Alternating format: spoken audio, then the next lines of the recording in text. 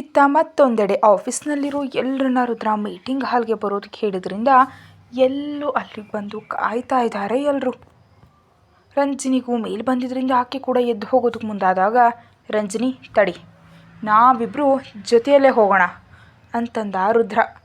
ಈಗಾಗಲೇ ಆಗಿದ್ದು ಸಾಕಾಗಲಿಲ್ವ ಸರ್, ಇನ್ನು ಏನು ಮಾಡೋಣ ಅಂತ ಅಂದ್ಕೊಂಡಿದ್ದೀರಾ ಅಂತ ಕೇಳಿದ್ಲು ರಂಜಿನಿ. ನನ್ನ ಇಷ್ಟ ಬಂದಾಗ ಮಾಡ್ತೀನಿ, ಈಗಾಗಲೇ ಹೇಳಿದ್ದೀನಲ್ವಾ, ಸುಮ್ಮನೆ ನಾನು ಮಾಡೋದು ನೋಡ್ತಾ ಇರು ಅಂದ ರುದ್ರ. ಅದಕ್ಕೆ ರಂಜಿನಿ ಸುಮ್ಮನಾದ್ಲು.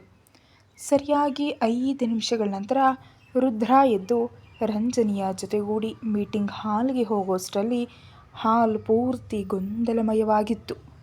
ಎಲ್ಲರೂ ಗುಂಪು ಗುಂಪಾಗಿ ಸೇರಿ ಹರಟೆಯನ್ನು ಹೊಡಿತಾ ಇದ್ರು.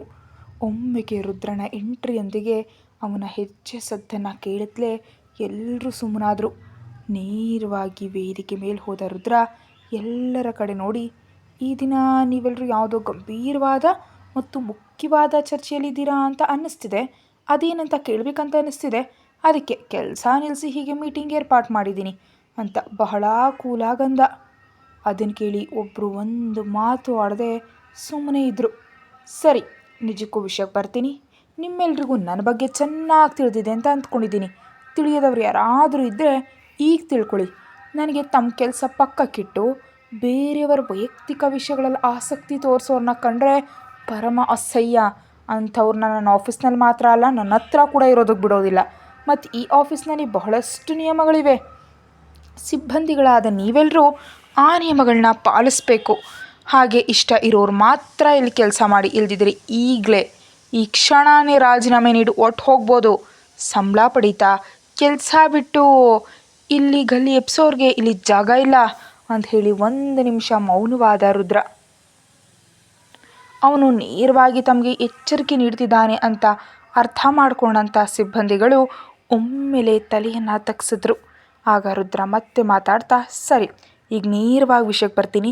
ಬೆಳಗ್ಗಿನಿಂದ ಆಫೀಸ್ನಲ್ಲಿ ಒಂದು ವದಂತಿ ಹರಡ್ತಿದೆ ಅಲ್ವಾ, ಅದನ್ನು ಶುರು ಮಾಡಿದ್ದು ಯಾರೋ, ಮರ್ಯಾದೆಯಿಂದ ಅವ್ರು ಮುಂದೆ ಬಂದುಬಿಡಿ ಅಂತ ಕೇಳ್ದ.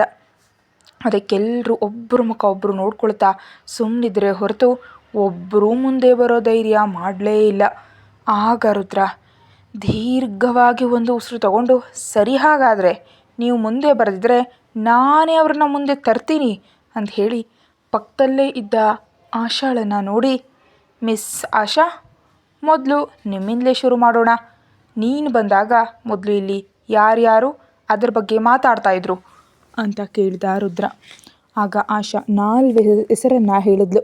ಅದಕ್ಕೆ ಅವರು ಒಮ್ಮೆಗೆ ಹೆದರ್ತಾ, ಇಲ್ಲ ಇಲ್ಲ, ನಮಗೇನು ಸಂಬಂಧ ಇಲ್ಲ, ನಮಗಿವರೇ ಹೇಳಿದ್ರು ಅನ್ನುತ್ತಾ ಇನ್ನೊಂದು 10 ಜನರ ಕಡೆ ಕೈ ತೋರಿಸಿದ್ರು. ಅವರು ಕೂಡ ಭಯದಿಂದ, ಇಲ್ಲ ಸರ್, ನಮಗೇನು ಗೊತ್ತಿಲ್ಲ, ನಮಗಿವರೇ ಹೇಳಿದ್ರು ಅನ್ನುತ್ತಾ ಮತ್ತೆ ಕೆಲವರನ್ನು ತೋರಿಸಿದ್ರು. ಕೊನೆಯಲ್ಲಿ ಎಲ್ಲರ ಬೆರಳು ವಿಶ್ವನ ಕಡೆ ತೋರಿಸ್ತು. ಆಗಲೇ ತನಗೇನೋ ಅಪಾಯ ಕಾದಿದೆ ಅಂತ ಅರ್ಥ ಮಾಡ್ಕೊಂಡು ವಿಶ್ವ ಮೆಲ್ಲನೆ ಅಲ್ಲಿಂದ ಹೋಗೋದಕ್ಕೆ ಮುಂದಾದ. ಆದರೆ ಅಲ್ಲಿದ್ದ ಸೆಕ್ಯೂರಿಟಿ ಆತನಿಗೆ ಆ ಅವಕಾಶವನ್ನು ಕೊಡಲೇ ಇಲ್ಲ. ಆಗಲೇ ಎಲ್ಲೋ ಒಂದು ಕಡೆ ವಿಶ್ವನ ಮೇಲೆ ರಂಜನಿಗೆ ಅನುಮಾನ ಇತ್ತು. ಆದರೆ ಇಷ್ಟೊಂದು ಧೈರ್ಯ ಮಾಡ್ತಾನೆ ಅಂತ ಆಕೆ ನಿರೀಕ್ಷೆ ಮಾಡಿರಲಿಲ್ಲ. CO ಮೇಲೆಯೇ ವದಂತಿ ಹುಟ್ಟುಹಾಕೋದು ಅಂದರೆ ಸಾಮಾನ್ಯ ವಿಷಯ ಅಲ್ಲ. ಅದು ವಿಶ್ವ ಒಬ್ಬನೇ ಮಾಡಿರೋದಕ್ಕೆ ಸಾಧ್ಯ ಇಲ್ಲ. ಆತನ ಹಿಂದೆ ಇನ್ನೂ ಯಾರೋ ಇದ್ದಾರೆ ಎಂಬ ಅನುಮಾನ ರಂಜನಿಗೆ ಶುರುವಾಯಿತು. ವಿಶ್ವ, ಬಾ ಸ್ಟೇಜ್ ಮೇಲೆ ಅಂತ ಗಂಭೀರವಾಗಂದ. ಅದಕ್ಕೆ ಹೆದರತ್ಲೆ ಸ್ಟೇಜ್ ಮೇಲೆ ಬಂದ ವಿಶ್ವ, ಈಗ ಹೇಳು ಮಿಸ್ಟರ್ ವಿಶ್ವ, ನಿನ್ನ ಕತೆ ಏನು? ನಾನು ಮಿಸ್ ರಂಜನಿ ರೊಮ್ಯಾನ್ಸ್ ಮಾಡೋದನ್ನು ನೀನು ನೋಡಿದೀಯಾ ಅಂತ ಕೇಳಿದ ರುದ್ರ. ಆ ಮಾತಿಗೆ ತಡಬಡಾಯಿಸ್ತಾ ತಲೆ ಅಡ್ಡವಾಗಾಡಿಸಿ, ಸಾರಿ ಸರ್, ನೀವಿಬ್ಬರು ಹತ್ತಿರವಾಗಿರೋದನ್ನು ನೋಡಿ ಬಹುಶಃ ನಿಮ್ಮಿಬ್ಬರ ನಡುವೆ ಏನಾದರೂ ಸಂಬಂಧ ಇದೆಯೇನೋ ಅಂತ ಸುಮ್ಮನೆ ಒಂದು ಮಾತಂದೆ ಅಷ್ಟೇ. ಇವರೆಲ್ಲ ಅದಕ್ಕೆ ಇನ್ನೂ 10 ಸೇರಿಸಿ ನಿಮ್ಮಿಬ್ಬರ ನಡುವೆ ಬಹಳ ಇದೆ ಅಂತ ನಿರ್ಧರಿಸಿ ಮಾತಾಡಿಕೊಂಡ್ರು ಸರ್ ಅಂತ ಅಂದ ವಿಶ್ವ. ಆ ಮಾತಿಗೆ ರುದ್ರ ಆತನ ಕಡೆ ನೋಡಿ, ನಿನಗೆ ಮಾಡಿದ ಕೆಲಸನ ಒಪ್ಕೊಳ್ಳೋವಂಥ ಧೈರ್ಯ ಕೂಡ ಇಲ್ಲ ಮಿಸ್ಟರ್ ವಿಶ್ವ. ಏನೇ ಇರಲಿ, ನಿನ್ನಂಥವ್ನಿಗೆ ಉತ್ತರ ನೀಡೋದು ಕಲ್ದಿದ್ರು ನಾನು ಆಫೀಸ್ನಲ್ಲಿ ಯಾವುದೇ ಕೆಲಸಕ್ಕೆ ತೊಂದರೆ ಆಗಬಾರ್ದು. ಅದಕ್ಕೆ ನಿಮ್ಮೆಲ್ಲರಿಗೂ ಸ್ಪಷ್ಟವಾಗಿ ಈ ವಿಷಯದ ಬಗ್ಗೆ ನಾನೇ ಒಂದು ಕ್ಲಾರಿಟಿ ನೀಡ್ತಿದ್ದೀನಿ. ನೀವು ಇದುವರೆಗೆ ಮಾಡಿದ ಹರಟೆಯನ್ನು ನಿಜ ಮಾಡಬೇಕಂತ ನಿರ್ಧರಿಸಿದ್ದೀನಿ. ಮಿಸ್ ರಂಜನಿಯನ್ನು ನಾನು ಮದುವೆ ಆಗ್ತಿದ್ದೀನಿ. ಸೊ ಈಗ ಆಕೆ ನನಗಾಗಲೇ ಇರೋ ಹೆಂಡತಿ. ಹಾಗಿರುವಾಗ ಇನ್ನು ನನ್ನ ಫಿಯಾನ್ಸಿ ನನ್ನ ಕ್ಯಾಬಿನಲ್ಲಿರೋದ್ರಿಂದ ನೀವು ಯಾರಿಗೂ ಯಾವುದೇ ತೊಂದರೆ ಇರಲ್ಲ ಅಂತ ಅಂದ್ಕೊಂಡಿದ್ದೀನಿ ಅಂತಂದ ರುದ್ರ. ಆ ಮಾತಿಗೆ ಹಾಲ್ ಪೂರ್ತಿ ಒಮ್ಮೆಗೆ ಶಾಕ್ ಆದವರಂತೆ ರಂಜನಿ ಕಡೆ ನೋಡ್ತು. ಅದೇ ಸಮಯದಲ್ಲಿ ರಂಜನಿ ಕೂಡ ಕರೆಂಟ್ ಶಾಕ್ ಹೊಡೆದವಳಂತೆ ಬಾಯಿ ತೆರ್ಕೊಂಡು ಮೌನವಾಗಿ ಆತರನ್ನ ಹಾಗೆ ನೋಡ್ತಾ, ಏನು ಮಾಡ್ತಿದ್ದಾನೆ ಮನುಷ್ಯ, ನನ್ನ ಹಿಂಚಿನ ಮೇಲಿಂದ ಒಲೆಯೊಳಗಾಗ್ತಿದ್ದಾನೆ ಅಂತ ಕೋಪದಿಂದ ಆತನ ಕಡೆ ನೋಡಿ ಗಂಭೀರವಾಗಲಿಂದ ಹೋಗಲು ಹೊರಟು ಇದ್ದಕ್ಕಿದ್ದಂತೆ ತಲೆ ಸುತ್ತಿ ಕೆಳಗೆ ಬಿದ್ಲು. ಮೀಟಿಂಗ್ನಲ್ಲಿ ಎಲ್ಲರ ಮುಂದೆ ರಂಜನಿ ತನ್ನ ಭಾವಿ ಪತ್ನಿ ಅಂತ ರುದ್ರ ಹೇಳಿದ್ರಿಂದ ಇದನ್ನು ತಡೆಯೋದಕ್ಕೆ ಆಗದ ರಂಜನಿ ಅನಿರೀಕ್ಷಿತವಾಗಿ ಬಿದ್ದೋದ್ಲು. ಅದನ್ನು ನೋಡಿದ ರುದ್ರ ಒಮ್ಮೆಲೆ ಓಡುತ್ತಾ ಮುಂದೆ ಬಂದು ಆಕೆಯನ್ನು ಎತ್ಕೊಂಡು ರಂಜನಿ ರಂಜನಿ ಅಂತ ಕರೆದ. ಹಾಲ್ನಲ್ಲಿದ್ದವರೆಲ್ಲರೂ ಅಯ್ಯೋ ದೇವ್ರೇ ಆಕೆಗೇನಾಯಿತು ಅಂದ್ಕೊಳ್ತಾ ಆಕೆ ಸುತ್ತ ನೆರೆದ್ರು. ಆಗಲೇ ಆಕೆ ನಿಂತ್ಕೊಂಡಿದ್ದ ರುದ್ರ ಸುತ್ತಲಿರೋರ ಕಡೆ ಗಂಭೀರವಾಗಿ ನೋಡಿ, ಇನ್ನು ಎಲ್ಲರೂ ಹೋಗಿ ನಿಮ್ಮ ಕೆಲಸದ ಮೇಲೆ ಮಾತ್ರ ಗಮನ ಕೊಡಿ. ಮತ್ತೊಮ್ಮೆ ಹೀಗೆ ಅನಗತ್ಯವಾದ ಚರ್ಚೆಯಿಂದ ಕಂಪ್ನಿ ಸಮಯ ವ್ಯರ್ಥ ಮಾಡಿದ್ರೆ ಏನಾಗುತ್ತೆ ಅಂತ ನಿಮ್ಗೆ ಅಷ್ಟರಲ್ಲೇ ಅರ್ಥ ಆಗಿರುತ್ತೆ.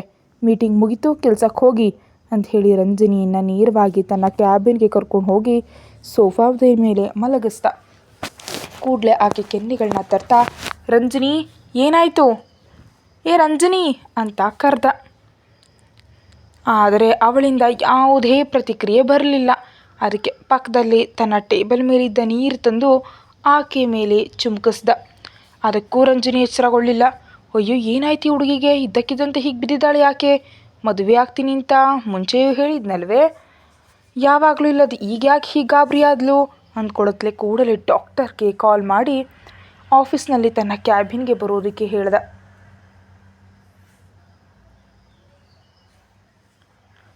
ಕರೆದವರು ಸಿಇಒ ಆದ ಕಾರಣ 10 ನಿಮಿಷದಲ್ಲಿ ಡಾಕ್ಟರ್ ಅಲ್ಲಿಗೆ ಬಂದಿದ್ದರು. ಅವ್ರನ್ನ ನೋಡುತ್ತಲೇ ಹಲೋ ಡಾಕ್ಟರ್, ಈಕೆ ಇದ್ದಕ್ಕಿದ್ದಂತೆ ತಲೆ ಸುತ್ತಿ ಕೆಳಗೆ ಬಿದ್ಲು, ಏನಾಗಿದೆ ಅಂತ ಒಂದು ಬಾರಿ ನೋಡಿ ಅಂತಂದ. ಅದಕ್ಕೆ ಆಕೆ ನಾಡಿ ನೋಡಿ ಪರೀಕ್ಷಿಸಿದ ಡಾಕ್ಟರ್ ಸಂಶಯದಿಂದ ರಂಜನಿ ಕಣ್ಣುಗಳನ್ನ ತೆರೆದು ನೋಡಿದ್ರು. ರುದ್ರ ಕಾಬ್ರಿಯಿಂದ ರಂಜನಿನೇ ನೋಡ್ತಿದ್ದಾನೆ. ಆನಂತರ ಡಾಕ್ಟರ್ ರುದ್ರನ ಕಡೆ ನೋಡಿ ಈಕೆಗೆ ಮದುವೆ ಆಗಿದೆಯಾ ಸರ್ ಅಂತ ಕೇಳಿದ್ರು. ಅವ್ರು ಹಠತ್ತಾಗ ಸಂಶಯ ಯಾಕೆ ಕೇಳಿದ್ರು ಅಂತ ಅರ್ಥವಾಗದ ರುದ್ರ ಇಲ್ಲ ಡಾಕ್ಟರ್ ಏನಾದರೂ ಸಮಸ್ಯೆಯಾ ಅಂತ ಕೇಳಿದ. ಆ ಪ್ರಶ್ನೆಗೆ ಉತ್ತರ ನೀಡದೆಯೇ ಹೇಳ್ತೀನಿ ಸರ್ ಅನ್ನೋತ್ಲೆ ಆಕೆಗೆ ಒಂದು ಇಂಜೆಕ್ಷನ್ ನೀಡಿದ್ರು ಡಾಕ್ಟರ್. ಆ ನಂತರ 2 ನಿಮಿಷದಲ್ಲೇ ಎಚ್ಚರಗೊಂಡ್ಲು ರಂಜನಿ. ಆಕೆಯನ್ನು ನೋಡುತ್ತಲೇ ಹೆಲೋ ಮಿಸ್, ಈಗ ಸರಿ ಇದ್ದೀರಾ ಅಂತ ಕೇಳಿದ್ರು ಡಾಕ್ಟರ್. ಕೂಡಲೇ ರಂಜನಿ ಅವ್ರನ್ನ ಗೊಂದಲದಿಂದ ನೋಡ್ತಾ ಎತ್ತು ಕೂತು ಹೌದು ಈಗ ಪರವಾಗಿಲ್ಲ, ಆದರೆ ನನಗೆ ಇದ್ದಕ್ಕಿದ್ದಂತೆ ತಲೆ ಸುತ್ತಿತು, ಯಾಕೆ ಅಂತ ಅರ್ಥ ಆಗಲಿಲ್ಲ, ಏನಾದರೂ ತೊಂದರೆಯಾ ಡಾಕ್ಟರ್ ಅಂತ ಹಣೆಯನ್ನು ಒತ್ಕೊಳ್ತಾ ಕೇಳಿದ್ಲು ರಂಜನಿ. ತೊಂದರೆ ಏನೂ ಇಲ್ಲ ಮೇಡಮ್, ಆದರೆ ಒಂದು ವಿಷಯ ಹೇಳಬಲ್ಲಿರಾ, ನಿಮಗೆ ಪೀರಿಯಡ್ಸ್ ಮಿಸ್ ಆಗಿ ಎಷ್ಟು ತಿಂಗಳಾಯಿತು ಅಂತ ಕೇಳಿದ್ರು ಡಾಕ್ಟರ್. ಅದನ್ನು ಕೇಳಿ ಶಾಕ್ ಆದ ರಂಜನಿ ಸಾರಿ ಏನು ಹೇಳ್ತಿದ್ದೀರಾ ಅಂತ ಅರ್ಥ ಆಗಲಿಲ್ಲ ಅಂತ ಗೊಂದಲದಿಂದ ಕೇಳಿದ್ಲು. ಮೇಡಮ್ ನಿಮ್ಮನ್ನು ನೋಡಿದ್ರೆ ಗರ್ಭಿಣಿ ಆಗಿರುವಂತ ಅನ್ನಿಸ್ತಿದೆ, ಸೊ ನಿಮ್ಮ ಪೀರಿಯಡ್ಸ್ ಮಿಸ್ ಆಗಿ ಎಷ್ಟು ದಿನ ತಡ ಆಗಿದೆ ಅಂತ ಹೇಳಿದ್ರೆ ಅದನ್ನು ನೋಡಿ ನಾವು ಮುಂದಿನ ಪರೀಕ್ಷೆಗಳಿಗೆ ಹೋಗಬಹುದು ಅಂದರು ಡಾಕ್ಟರ್. ಆ ಮಾತಿಗೆ ಶಾಕ್ ಆಗಿ ಹುಚ್ಚಿಡ್ದಂತೆ ನೋಡೋದಕ್ಕೆ ಶುರು ಮಾಡಿದ ರಂಜನಿ ಒಮ್ಮೆಲೆ ಇಲ್ಲ ಹಾಗಾಗೋದಕ್ಕೆ ಸಾಧ್ಯನೇ ಇಲ್ಲ ಅಂತ ಆವೇಶದಿಂದ ಅಂದ್ಲು. ಆಗಲೇ ರುದ್ರನಿಗೂ ಪರಿಸ್ಥಿತಿ ಅರ್ಥವಾದ ಕಾರಣ ಏನು ಮಾತಾಡಬೇಕಂತ ತಿಳಿದೆ ಸ್ತಬ್ಧನಾದವನಂತೆ ಒಂದು ಹೆಜ್ಜೆ ಹಿಂದೆ ಹಾಕ್ತಾ. ಅಷ್ಟರಲ್ಲಿ ಡಾಕ್ಟರ್ ಮೇಡಮ್ ಕೂಲ್, ಸ್ವಲ್ಪ ಶಾಂತವಾಗಿ ಯೋಚಿಸಿ, ಲಕ್ಷಣಗಳನ್ನ ನೋಡಿದ್ರೆ ಹಾಗೇ ಇದೆ ಸೊ ಅಂತ ಹೇಳುತ್ತೆ ಅರ್ಧಕ್ಕೆ ನಿಲ್ಲಿಸಿದ್ರು. ಅದಕ್ಕೆ ರಂಜನಿ ಗೊಂದಲದಿಂದ ನೋಡ್ತಾ ಯೋಚನೆಗೆ ಬಿದ್ಲು. ಆಗಲೇ ಮೆಲ್ಲನೆ ಆಕೆಗೆ ತನಗೆ 2 ತಿಂಗಳಿಂದ ಪೀರಿಯಡ್ಸ್ ಬಂದಿಲ್ಲ ಅನ್ನೋ ನೆನಪಾಗಿ ಅಯ್ಯೋ ಹಸಲಿಗೆ ಸಂಗತಿನ ಹೇಗೆ ಮರೆತುಬಿಟ್ಟೆ ನಾನು ಅಂದ್ಕೊಳ್ತಾ ತಲೆ ಎತ್ತಿ ಡಾಕ್ಟರ್ ಕಡೆ ನೋಡಿ ನಿಜ ಡಾಕ್ಟರ್ ನನಗೆ ಪೀರಿಯಡ್ಸ್ ಮಿಸ್ ಆಗಿದೆ ಅನ್ನುತ್ತಾ ಕೊನೆ ಬಾರಿ ತಾನು ಪೀರಿಯಡ್ಸ್ನಲ್ಲಿದ್ದ ದಿನಾಂಕವನ್ನು ಡಾಕ್ಟರ್ಗೆ ಹೇಳಿದ್ಲು.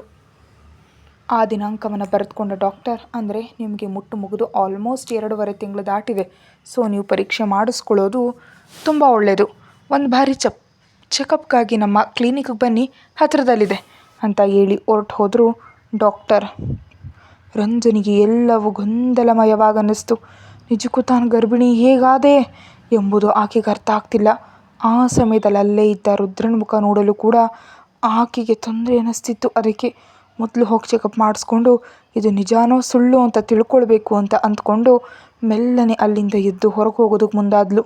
ಇದ್ದಕ್ಕಿದ್ದಂತೆ ಆಗ ಎಚ್ಚರಕೊಂಡ ರುದ್ರ ಕೂಡಲೇ ಆಕೆಯನ್ನು ತಡೆದು, ನೀನು ವಿಶ್ವನ್ ಜೊತೆ ಸಂಬಂಧದಲ್ಲಿದ್ದಾಗ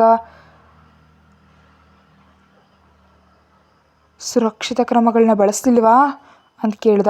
ಆ ಮಾತಿಗೆ ಕಣ್ತುಂಬ ನೀರು ಹಾಕ್ಕೊಂಡು ಆತನನ್ನು ನೋಡಿ ಮುಜುಗರದಿಂದ ತಲೆ ತಗ್ಸಿ, ಬಳಸಿದ್ವು, ಆದರೆ ಇದೆಲ್ಲ ಹೇಗಾಯಿತು ತಿಳಿಯುತ್ತಿಲ್ಲ ಅಂದು ಹೇಳಿದ್ಲು ರಂಜನಿ. ಆ ಉತ್ತರದಿಂದ ರುದ್ರನ ಕಣ್ಣುಗಳು ಸಂಶಯದಿಂದ ಕುಗ್ಗಿದ್ವು. ಅಷ್ಟರಲ್ಲಿ ಏನೋ ಅರ್ಥವಾದಂತ ಅನಿಸಿದ್ರಿಂದ ಒಮ್ಮೆಲೆ ಅವನ ಮುಖ ಬದಲಾಯಿತು.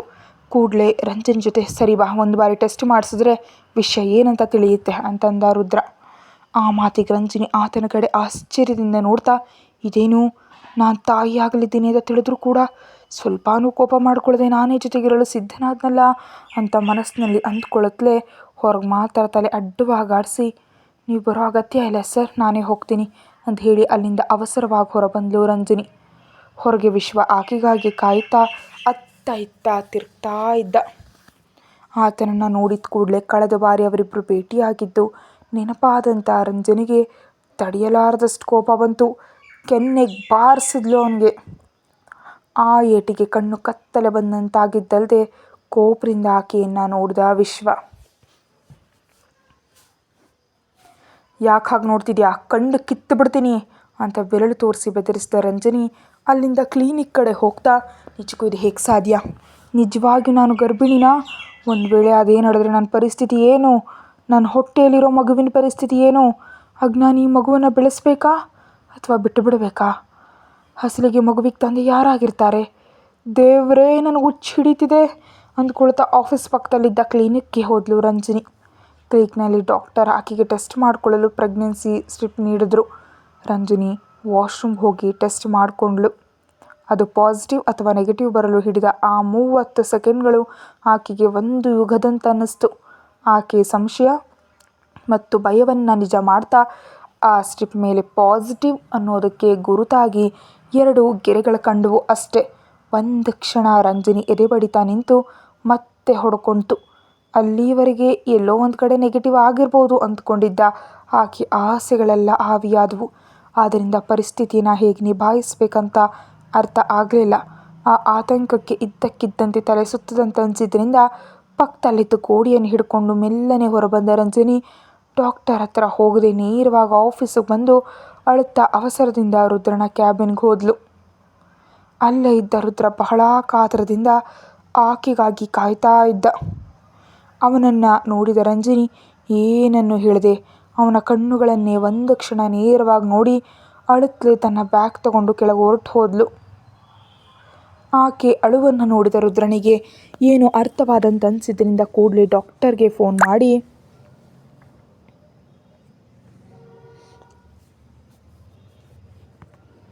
ರಂಜನಿ ಟೆಸ್ಟ್ ರಿಸಲ್ಟ್ ಏನು ಅಂತ ಕೇಳಿದ. ಸರ್, ಆಕೆ ರಿಸಲ್ಟ್ ಸ್ಟ್ರಿಪ್ ತೋರಿಸಿದೆ, ಇಲ್ಲಿಂದ ಹೊರಟು ಹೋದರು ಅಂತ ಹೇಳಿದ್ರು ಡಾಕ್ಟರ್. ಆ ಮಾತಿಗೆ ರುದ್ರ ಫೋನ್ ಕಟ್ ಮಾಡಿ ಯೋಚಿಸ್ತಾ, ಬಹುಶಃ ಆಕೆಗೆ ಪಾಸಿಟಿವ್ ಬಂದಿರುವಂತಿದೆ, ಅದಕ್ಕೆ ಅಳುತ್ತಾ ಹೋದ್ಲು. ತನ್ನ ಸಮಸ್ಯೆಗಳಿಂದ ಈಗಷ್ಟೇ ಹೊರಬರ್ತಿದ್ದಾಳೆ, ಆದರೆ ಈಗ ಮತ್ತೊಂದು ಏಟು ಬಿದ್ದಿದೆ, ಇದರಿಂದ ರಂಜನಿ ನಿಜಕ್ಕೂ ಹೊರಬರ್ತಾಳಾ ಅಂದ್ಕೊಳತ್ಲೆ ಕೂಡಲೇ ಮೊಬೈಲ್ ತೆಗೆದು ರಂಜನಿ ಕಾಲ್ ಮಾಡ್ದ. ಆದರೆ ರಂಜನಿ ಅವನ ಫೋನ್ ಕಾಲ್ ರಿಸೀವ್ ಮಾಡಲಿಲ್ಲ. ಅದಕ್ಕೆ ಮತ್ತೆ ರಂಜನಿ ಕಾಲ್ ಮಾಡತ್ಲೆ ಆಕೆ ಎಲ್ಲಿಗೆ ಹೋದ್ಲು ಅಂತ CCTV ದೃಶ್ಯಗಳಲ್ಲಿ ನೋಡ್ತಿದ್ದ ರುದ್ರ. ಆಕೆ ಕ್ಯಾಬ್ ಹತ್ತಿ ಅಲ್ಲಿಂದ ಹೊರಟು ಹೋದ್ಲು.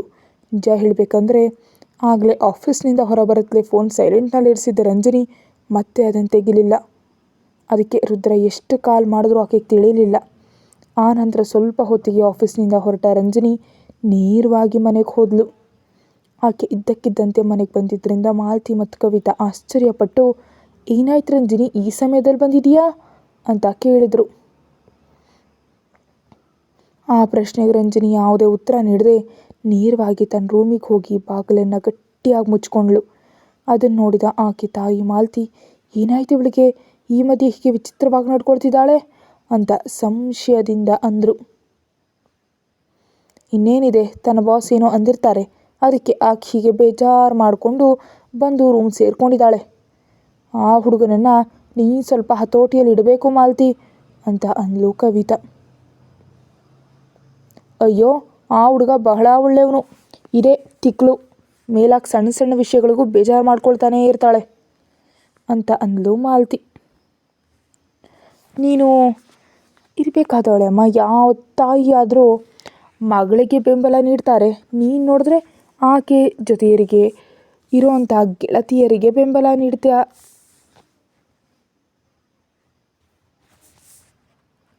ಈಗ ನೋಡಿದ್ರೆ ನೇರವಾಗಿ ಆಕೆ ಬಾಸ್ಗೆ ಕೂಡ ಸಪೋರ್ಟ್ ಮಾಡ್ತಿದ್ಯಾ ಅಂತಂದ್ಲು ಕವಿತಾ. ಈಗ ಅದು ವಿಷಯ ಅಲ್ಲ, ಈ ಹುಡುಗಿ ಯಾಕಷ್ಟು ಕೋಪದಲ್ಲಿದ್ದಾಳೆ ಅಂತ ತಿಳಿಬೇಕು ಅಂತಂದ್ಲು ಮಾಲತಿ. ಹಾಗಾದರೆ ಆಕೆಗೆ ಬಿಸಿ ಬಿಸಿಯಾಗಿ ಬಿರಿಯಾನಿ ಮಾಡು, ನೀನು ಮಾಡೋ ಬಿರಿಯಾನಿಗಾಗಿ ಎಲ್ಲಿದ್ದರೂ ಹೇಗಿದ್ದರೂ ಓಡಿ ಬರ್ತಾಳೆ ಅಂತ ಹೇಳಿದ್ಲು ಕವಿತಾ. ಇದು ಮಾತ್ರ ಚೆನ್ನಾಗಿದೆ, ರಾತ್ರಿ ಅಷ್ಟೇ ಮಾಡಿದ್ನಲ್ವಾ, ಈಗ ನನ್ನಿಂದ ಆಗಲ್ಲ. ಈಗಾಗಲೇ ಊಟ ಕೂಡ ತಯಾರು ಮಾಡಿದ್ದೀನಿ, ಅದನ್ನೇ ತಿನ್ನಿ, ಸಂಜೆ ಏನಾದರೂ ಸ್ಪೆಷಲ್ ಮಾಡಿಕೊಡ್ತೀನಿ ಅಂತಂದ್ಲು ಮಾಲತಿ. ಹಾಗಾದರೆ ರಂಜನಿ ಕೂಡ ಆಗಲೇ ನಮ್ಗೆ ಹೇಳ್ತಾಳೆ ಅಂದ್ಲು ಕವಿತಾ. ಅಷ್ಟೇ ಅಂತೀಯಾ ಅಂತ ಕೇಳಿದ್ಲು ಮಾಲತಿ. ಅಷ್ಟೇ ಅಂತ ನಕ್ಕಳು ಕವಿತಾ. ಇವರಿಬ್ಬರಿಗೂ ರಂಜನಿ ಪರಿಸ್ಥಿತಿ ತಿಳಿಯದೆ ತಮಾಷೆಯಾಗಿ ಮಾತಾಡ್ತಾ ಇದ್ದಾರೆ ಪಾಪ. ಇತ್ತ ರೂಮ್ ಒಳಗೆ ಹೋದ ರಂಜನಿ ಬೆಡ್ ಮೇಲೆ ಬಿದ್ದು ಅಳ್ತಾ ಇದ್ದಾಳೆ. ತಾನು ವಿಶ್ವನ್ ಜೊತೆ ಎಷ್ಟೇ ತಪ್ಪುಗಳನ್ನ ಮಾಡಿದರೂ ಆ ತಪ್ಪಿಗೆ ಸಾಕ್ಷ್ಯಗಳು ಎಂಬುದು ಯಾವುದೂ ಇರಲಿಲ್ಲ.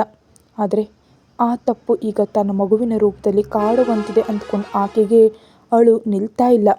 ಆ ಅಳುವಿನಲ್ಲಿ ಆಕೆ ಮನಸ್ಸು ನಾನಾ ವಿಧವಾಗಿ ಯೋಚಿಸ್ತಿದೆ. ಈಗ ಹೊಟ್ಟೆಯಲ್ಲಿರೋ ಆ ಮಗುವನ್ನು ಏನು ಮಾಡಬೇಕು? ಗರ್ಭಪಾತ ಮಾಡಿಸ್ಕೊಳ್ಬೇಕಾ? ಯಾವ ಪಾಪವು ಅರಿಯದ ಆ ರಕ್ತದ ಮುದ್ದೆಯನ್ನು ಹೊರಗೆ ಹಾಕಬೇಕಾ? ಇಲ್ಲ, ನಾನು ಹಾಗೆ ಮಾಡೋದಕ್ಕೆ ಸಾಧ್ಯ ಇಲ್ಲ. ಹಾಗಂತ ಈ ಮಗುವನ್ನು ಬೆಳೆಸಿದ್ರೆ ನಿಜಕ್ಕೂ ಈ ಲೋಕ ನನ್ನನ್ನು ಬದುಕೋದಕ್ಕೆ ಬಿಡುತ್ತಾ? ಸರಿ, ಇವೆಲ್ಲರ ಬಗ್ಗೆ ಬಿಟ್ಟರು ನನ್ನ ಮಗುವಿನ ಕತೆ ಏನು? ತಂದೆ ಯಾರೋ ತಿಳಿಯೋದು ಮಗುವನ್ನು ಈ ಲೋಕ ಎಷ್ಟು ನೀಚವಾಗಿ ನೋಡುತ್ತೆ ಅಂತ ನನಗಿಂತ ಚೆನ್ನಾಗಿ ಯಾರಿಗೆ ತಿಳಿದಿದೆ? ಆಗಿದ್ದರ ಪರಿಸ್ಥಿತಿ ಏನು? ಸಮಾಜದಲ್ಲಿ ಇದು ಹೇಗೆ ಬದುಕುತ್ತೆ ಅಂದ್ಕೊಳ್ತಿರೋ ರಂಜನಿಗೆ ಮತ್ತಷ್ಟು ದುಃಖ ನುಗ್ಗು ಬರ್ತಿದೆ. ನಿಜ ಹೇಳಬೇಕಂದ್ರೆ ರಂಜನಿಗೆ ನಿಜಕ್ಕೂ ವಿಷಯ ಇನ್ನೂ ನೆನಪಾಗಿಲ್ಲ. ಒಂದು ವೇಳೆ ನೆನಪಾಗಿದ್ದರೆ ಬಹುಶಃ ಇಷ್ಟೊಂದು ಅಳ್ತಿರ್ಲಿಲ್ವೇನೋ. ಇತ್ತ ಮತ್ತೊಂದು ಕಡೆ ಎಷ್ಟು ಬಾರಿ ಕಾಲ್ ಮಾಡಿದ್ರು ರಂಜನಿ ರಿಸೀವ್ ಮಾಡೋದಿದ್ದರಿಂದ ಆತಂಕಗೊಂಡ ರುದ್ರ ಆಕೆಗಾಗಿ ಮನೆಗೆ ಹೊರಟ. ದಾರಿಯುದ್ದಕ್ಕೂ ಆಕೆ ಬಗ್ಗೆ ಆಲೋಚನೆಗಳು. ಇಷ್ಟು ದಿನ ಎಂಥ ಏಟನ್ನಾದರೂ ತಡ್ಕೊಂಡ್ಲು, ಆದರೆ ಈ ಗರ್ಭಿಣಿಯಾಗಿರೋ ವಿಷಯದಿಂದ ಬಹುಶಃ ರಂಜನಿ ಏನಾದರೂ ಮಾಡಿಕೊಂಡ್ರೆ? ಇಲ್ಲ, ಆಕೆ ಆಗಿ ಮಾಡ್ಕೊಳ್ಳೋ ಅಂತ ಹೇಳಿಯಲ್ಲ ಆಕೆ. ಆದರೆ ತನ್ನ ಮುಂದಿನ ಹೆಜ್ಜೆ ಹೇಗಿರಿ ಅಂತ ಊಹಿಸೋದು ಕೂಡ ಕಷ್ಟ ಆಗಿದೆ. ನಿಜಕ್ಕೂ ಈ ಹುಡುಗಿ ನನ್ನ ಜೊತೆ ಏನೂ ಮಾತಾಡದೆ ಆಗಿ ಹೇಗೆ ಹೊರಟೋದ್ಲು? ನಾನು ಆಕೆನ ತಡೆದು ಮಾತಾಡಬೇಕಿತ್ತು, ಆದರೆ ಆ ಸಮಯದಲ್ಲಿ ನನ್ನ ತಲೆ ಕೂಡ ಕೆಲಸ ಮಾಡಿಲ್ವಲ್ಲ ಅಂತ ತನ್ನನ್ನು ತಾನೇ ದೂಷಿಸ್ಕೊಳ್ಳೋದಕ್ಕೆ ಶುರು ಮಾಡ್ದ ರುದ್ರ.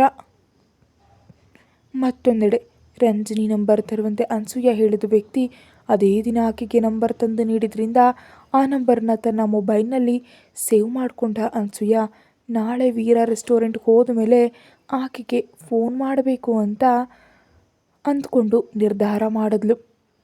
ಆದರೆ ಇಂದು ಬೆಳಗ್ಗೆ ರೆಸ್ಟೋರೆಂಟ್ ಓಪನ್ ಮಾಡೋ ಸಮಯ ಆಗ್ತಿದ್ರೂ ವೀರ ರೆಸ್ಟೋರೆಂಟ್ಗೆ ಹೋಗಲಿಲ್ಲ. ಅದಕ್ಕೆ ಅನ್ಸೂಯ ಸಂಶಯದಿಂದ ಸಮಯ ಆಗ್ತಿದ್ರು ವೀರ ಇನ್ನು ಯಾಕೆ ರೆಸ್ಟೋರೆಂಟ್ಗೆ ಹೋಗಿಲ್ಲ ಅಂತ ಅಂದ್ಕೊಂಡ್ಳು. ಸ್ವಲ್ಪ ಹೊತ್ತು ಕಾದ ಅನ್ಸೂಯಾಳಿಗೆ ವೀರ ಅಲ್ಲಿಂದ ಕದಲುವಂತ ಕಾಣಲಿಲ್ಲ. ಅದಕ್ಕೆ ಇನ್ನು ಆ ಸಸ್ಪೆನ್ಸ್ ಸಹಿಸಲಾರದೆ, ಏನು ವೀರ ಈ ದಿನ ರೆಸ್ಟೋರೆಂಟ್ ಇಲ್ವಾ?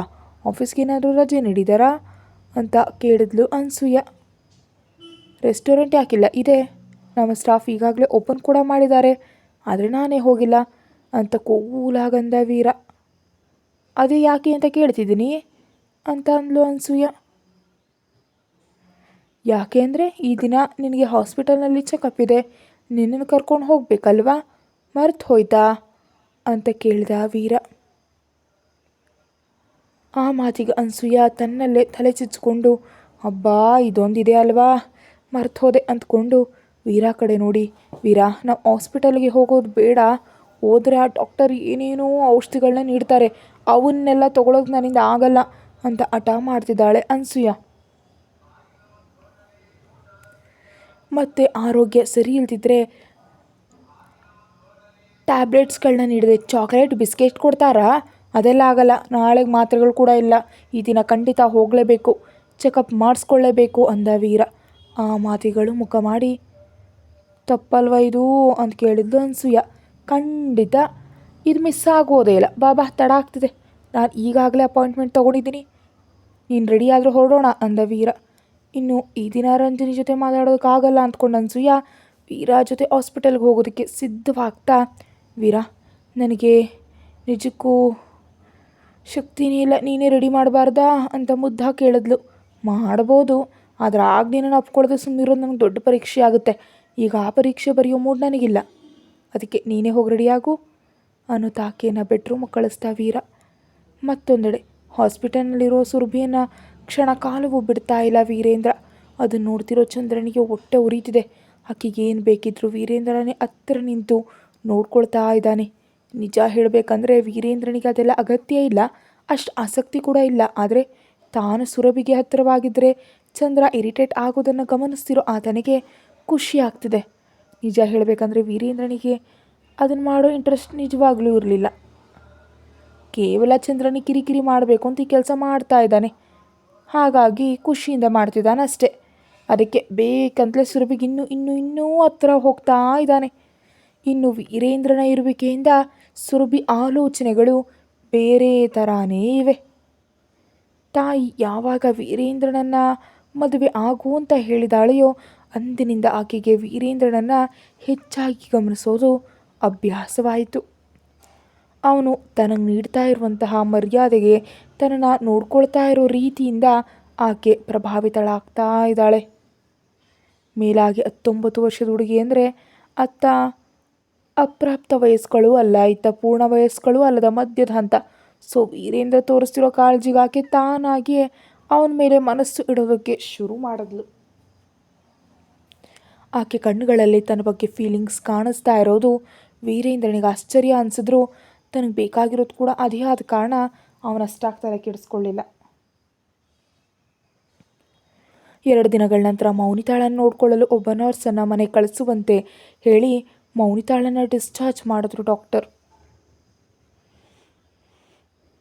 ಅದಕ್ಕೆ ಆಕೆ ಜೊತೆ ಸುರಭಿ, ವೀರೇಂದ್ರ, ಈಶ್ವರ್, ಅವನ ತಂದೆ ಎಲ್ಲರೂ ಮನೆಗೆ ತಲುಪಿದ್ರು. ಅವರೆಲ್ಲರೂ ತಮ್ಮ ಮನೆಗೆ ಬಂದಿದ್ದು ಚಂದ್ರನಿಗೆ ಇಷ್ಟ ಆಗಲಿಲ್ಲ.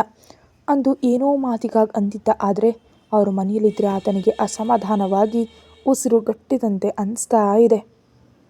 ಅದಕ್ಕೆ ಅವರಿಂದ ತಪ್ಪಿಸ್ಕೊಳ್ಳಲು ಮೀಟಿಂಗ್ ಇದೆ, ದೆಹಲಿಗೆ ಹೋಗ್ತಿದ್ದೀನಿ ಅಂತ ಹೇಳಿ ಫಾರ್ಮ್ ಹೌಸ್ಗೆ ಹೋಗಬೇಕು ಅಂತ ಅವನು ನಿರ್ಧಾರ ಮಾಡಿಕೊಂಡ.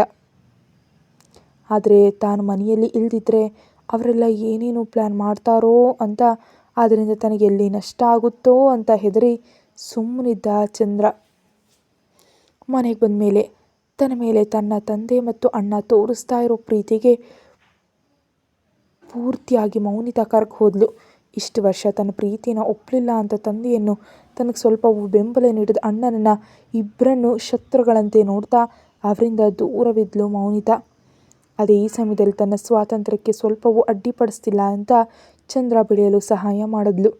ಆದರೆ ಇಲ್ಲಿ ಆಕೆಗೆ ಅರ್ಥ ಆಗಿದ್ದು ಒಂದೇ, ತಂದೆ ಏನು ಮಾಡಿದ್ರು ತನಗಾಗಿ ಮಾಡ್ತಾರೆ, ತಾನು ಚಂದ್ರನ ಜೊತೆ ಸುಖವಾಗಿರ್ತಾಳೆ ಅಂತ ಮದುವೆ ಮಾಡಿದ್ರು. ಆದರೆ ಚಂದ್ರ ಸ್ವಾರ್ಥಿ, ಆ ವಿಷಯ ತಂದೆಗೆ ತಿಳಿಯೋದು. ಚಂದ್ರ ತನ್ನ ಸ್ವಾರ್ಥಕ್ಕಾಗಿ ಮದುವೆಯಾದ ಹೆಂಡತಿಯನ್ನು ತನ್ನಿಷ್ಟಕ್ಕೆ ಬಿಟ್ಟುಬಿಟ್ಟಿದ್ದಾನೆ ಅಂತ ಆಕೆಗೆ ಈಗೀಗ ಅರ್ಥ ಆಗ್ತಾ ಇದೆ.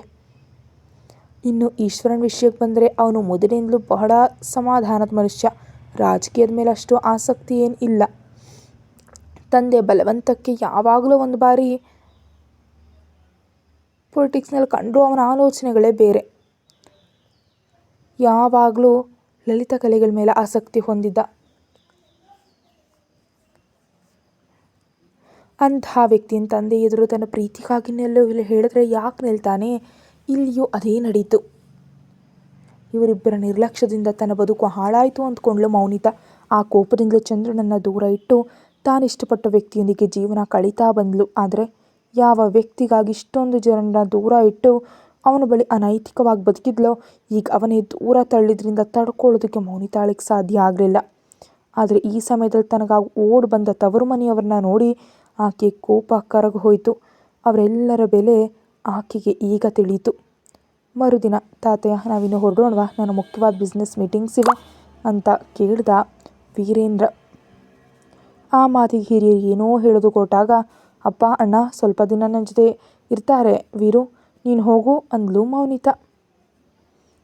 ವೀರು ಆ ಕರೆ ಕೇಳಿದ ಕೂಡಲೇ ವೀರೇಂದ್ರನಲ್ಲಿ ಒಂದು ಕ್ಷಣ ಸಣ್ಣ ಸಂಚಲನವಾಯಿತು.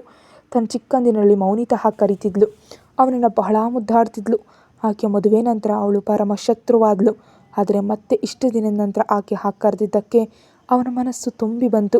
ಆ ಮಾತಿಗೆ ಸರಿ ಅಂತ ಅವ್ರನ್ನ ಅಲ್ಲೇ ಬಿಟ್ಟು ಸುರಭಿಗೆ ಜಾಗ್ರತೆ ಹೇಳಿ ಅಲ್ಲಿಂದ ಹೊರಟು ಹೋದ ವೀರೇಂದ್ರ. ಆ ನಂತರ ತಂದೆ ಮತ್ತು ಅಣ್ಣನ ಜೊತೆ ಬಹಳ ಬೆಲೆ ಬಾಳುವ ಸಮಯ ಕಳೆದ್ಲು ಮೌನಿತಾ. ಮಧ್ಯದಲ್ಲಿ ವಿರಾಜ್ ಮನೆಗೆ ಬಂದು ತಾಯಿ ಜೊತೆ 2 ಮಾತು ಆಡಿ ಮತ್ತೆ ಫ್ರೆಂಡ್ಸ್ ಅನ್ನುತ್ತಾ ಹೋಗ್ತಿದ್ದಾನೆ. ಮೌನಿತಾ ಮೆಲ್ಲನೆ ಚೇತರಿಸ್ಕೊಳ್ತಾ ಇದ್ದಾಳೆ. ಒಂದು ದಿನ ಬೆಳಿಗ್ಗೆ ಈಶ್ವರ್, ಮೌನಿತಾ, ಚಂದ್ರ ಎಲ್ಲರೂ ಹಾಲ್ನಲ್ಲಿ ಇರುವಾಗಲೇ ಈಶ್ವರ್ನನ್ನು ಉದ್ದೇಶಿಸಿ, ಅಣ್ಣ, ಇಷ್ಟು ದಿನ ನಿಮಗೆ ದೂರ ಇದ್ದು ತಪ್ಪು ಮಾಡಿದೆ. ಆ ತಪ್ಪು ನನಗೆ ಅಂತ ಮುಂದೆ ಏನೋ ಹೇಳಿದ್ಲು. ಕತೆ ಮುಂದುವರಿಯುತ್ತೆ. ಹೆಚ್ಚಿನ ವಿಡಿಯೋಗಾಗಿ ಚಾನಲ್ಗೆ ಮೆಂಬರ್ಶಿಪ್ ತಗೊಳ್ಳಿ. Thank you.